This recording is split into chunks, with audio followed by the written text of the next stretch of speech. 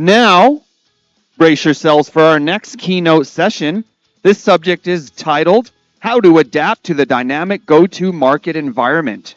Our speaker will unveil the secrets of thriving amidst constant flux. Are you ready to discover the keys to agility and success? Join me in welcoming our esteemed speaker, President and CEO of CMI. Come to the stage, please, Brooke Shafer. You mic'd up, Brooke? Welcome back. Some of you met her yesterday. The floor is yours.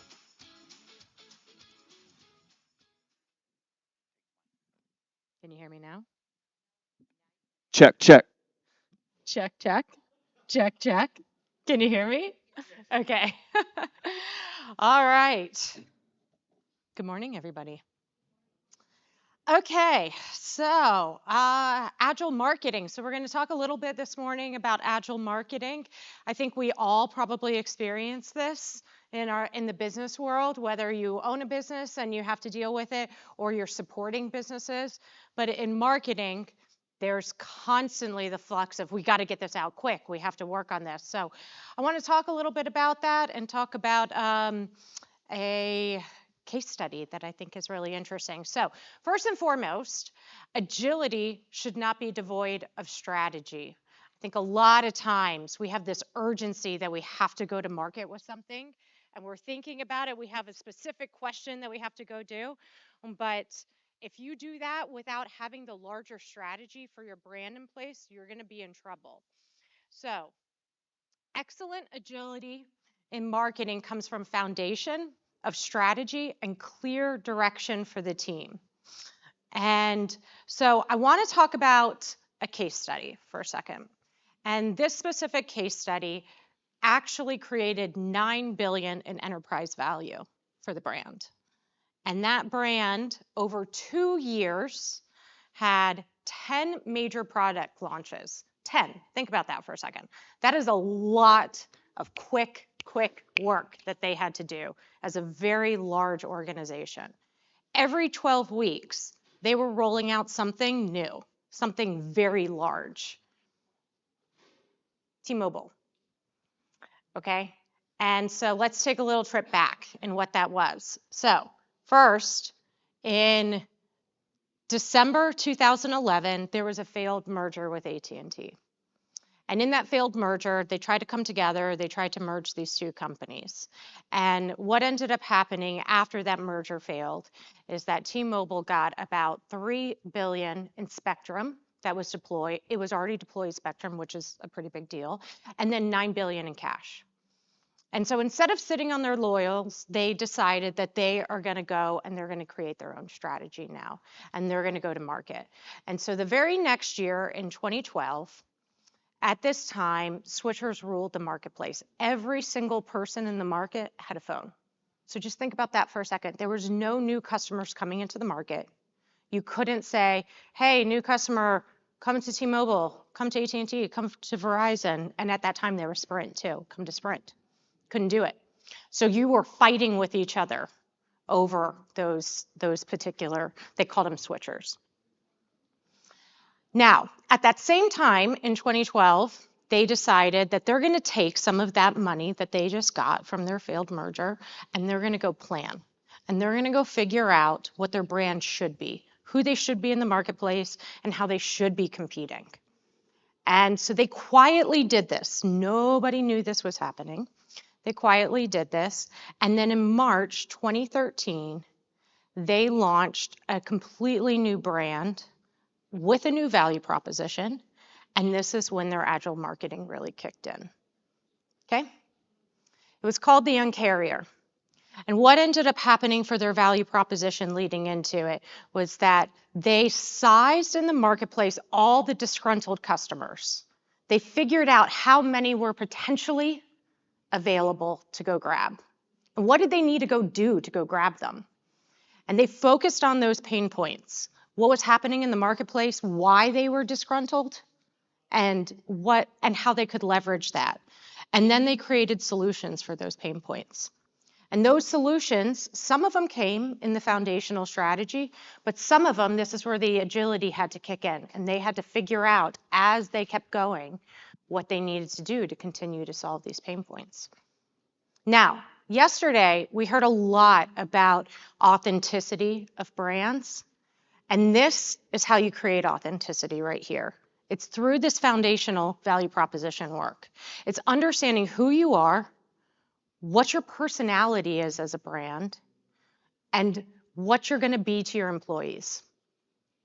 So next, they determined what their archetype is. Now, are any of you familiar with archetypes for brands? Yep, okay. So for those of you that aren't, there are archetypes that you have to have for each of your brands. An archetype can take a lot of different forms, but typically it's a personality. And this is a pretty good example of what an archetype could be. Now, you pick one. So don't be multiple.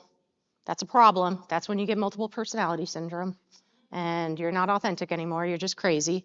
So you have to pick one, and then you stick to that. And that becomes who you are, both internally and externally. That's why your employees start to feel like, yes, I understand you as a company. I can get behind this. This feels passionate. This is purposeful. And then when you're doing messages and you're going to market for your customers, if you are aligning to that, over time, that drumbeat becomes who you are. You're proving it out in the marketplace, and then they start to understand you. So for T-Mobile, what they decided to do was they decided to be the outlaw. They were the disruptor. They were going to go find the pain points in the marketplace, and they were going to come up with solutions for them. So let's just decide that we're the outlaw. So what's the personality of an outlaw in an archetype? Well, they're disruptive. They are rebellious. They're combative. They're going to go say things. They're going to be a little outlandish. They're going to maybe even get up at their quarterly meetings and say things about the other companies in ways that telecom companies do not do. And their brand voice is going to be, rules are made to be broken. Fits really well if you're going to come up with pain points in the marketplace and you're going to go fix all of those, like contracts for all of the customers and say, we don't want contracts anymore. Or you get a new phone every year. Or we'll pay for you to come to us. We'll pay your early termination fees with AT&T or Verizon. All of these things are rules that the category put in place, and they're going to go break them. And then the last thing here is your main message. And so in this case, for this archetype of an outlaw, the main message is you don't have to settle for the status quo, demand more, and go out there and go get it, which is what they lived by. It also became part of their ethos. They dressed that way for everything. They still to this day actually dress this way. You will see them at any event. And that top right picture, that's their CEO. He's also in the top left one. Now, he has since retired. That's Legier. He's retired. He's just on the board now. But he's the one that created this strategy. And he, you can see, is always in the T-Mobile outfit. And look at that Un-carrier. That's them at their quarterly meeting on the far left. This is who they were. This was their ethos. This is what their employees believed. This is what their vendors believed. This is what their agencies believed. This is who they were. And because of that, it became so clear that when they needed to go do anything agile in marketing, if they needed to go compete very quickly against AT&T or Verizon, it's really easy. You can kind of already see how they might do something. Because now it's not about creating everything. It's about proving out their strategy that they already have. So, what did they do? So now what they could do was they could make a machine out of it. And they could go to market very quickly. Every 12 weeks, actually. Think about that. Creating something new every 12 weeks. They would roll out something so substantially new. And that's because they weren't reinventing everything. They were just adding another proof point to their strategy. That's agile marketing. And I think most people try to create marketing foundationally in an agile way. That does not work. That is a myth. What you have to do is create foundational marketing in a slow, methodical way. I hate to say it. And then once you have the foundation, you can move fast after that. So let's look at their stock. So in 2013, when they launched this, they were at $30 for their stock price. They started to launch these every 12 weeks. There were so many that I couldn't put them all on here, so you only got the first 10 on here. But that first one there, Simple Choice, in that one, they came out with unlimited. They were the first carrier in the United States to come out with unlimited data. Now, I think probably, raise of hands, probably everybody has unlimited data, right? That it's just so common these days. Nobody has a plan that's not unlimited. But back then, that was major. That was the first big proof point, was that if you went over on your data limit, you would get charged extra. So that's what they came out with first. And then next, 12 weeks later, they came up with upgrades for all. And what that one was that you could upgrade your phone. Anytime you wanted to, you could get a new phone. You wanted a new iPhone the next year? Great, get a new iPhone, just give us your old one. You wanted now to switch to a Samsung phone? Great, we'll switch you to a Samsung phone.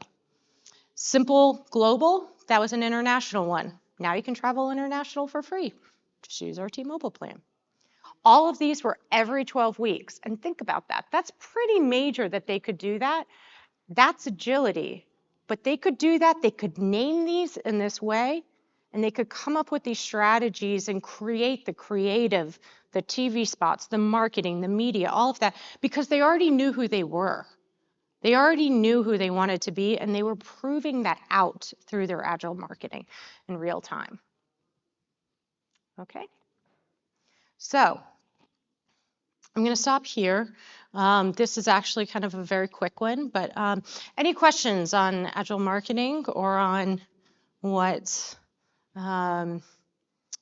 you can do or what? Yeah, go ahead. Yes.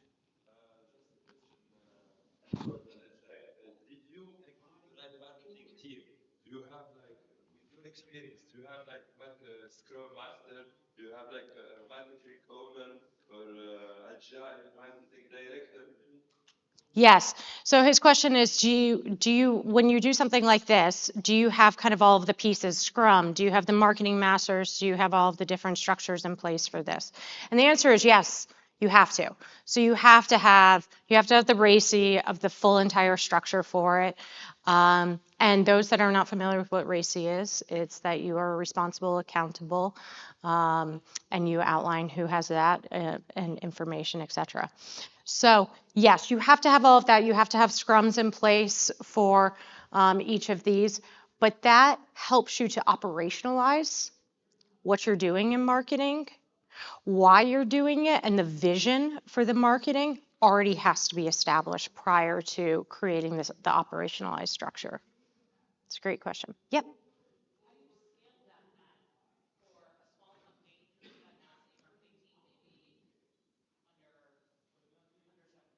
Yeah, that's a great question. So how do you scale it if you have a really small team? Well, so she said hire an agency. That is one way to do it. You might not have the budget to do that, and that's realistic too. And so what I would say is that you don't have to do Scrum or RACI or any of those things at that point, because there's enough of you that you just kind of know roles and responsibilities already at that point. So I would say the most important thing is you have to be very clear of what your purpose and your vision is. And you have to live that out every day within the company. Your value proposition, your ethos as your company, your voice as the company. And then when you go to market, when you move in an agile way with that, everything should align to that. Everything should be a proof point. If you think about it that way, you're moving quickly, but then you don't have to do RACIs and Scrums and all of these other things, because those things you put in place when you have such a large organizational team that people have to understand their roles, responsibilities, so they're not walking all over each other. Yep. Any other questions? Yes. Yep.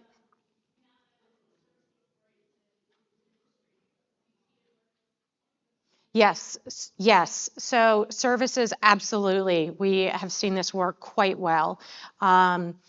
And when you say services, for services can span a lot of different things from financial services to professional services, other things. But let's just start with financial services for a second. I see this play out all the time in financial services, but in professional services, absolutely too. In consulting world, you see that quite a bit too. Even the big four for consulting, it's very clear they all have different brands and ethoses, and they all have different points of view of how they're going to market and how they're managing things. It's very important that you have that brand vision for who you are, and then you are quickly able to adjust and adapt accordingly. In financial services, you see this quite often play out, even through how they are picking their sponsorships, how they're moving quickly for that, how they also might be coming out with new types of offers. You know, Citi might come out with something, and then American Express might have to combat that very quickly. And you can do that if you understand who you are, and it becomes yet another proof point. If it doesn't, you get lost in the mix. It just becomes a fractionalized message out in the marketplace, and it just goes into clutter. Yep. Any other questions? Yes, in the back.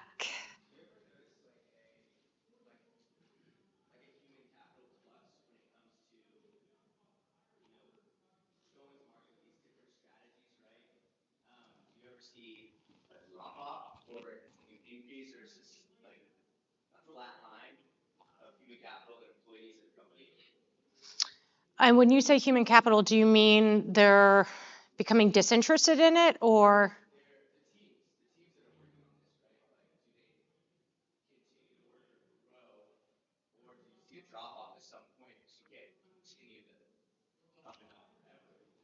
Yeah.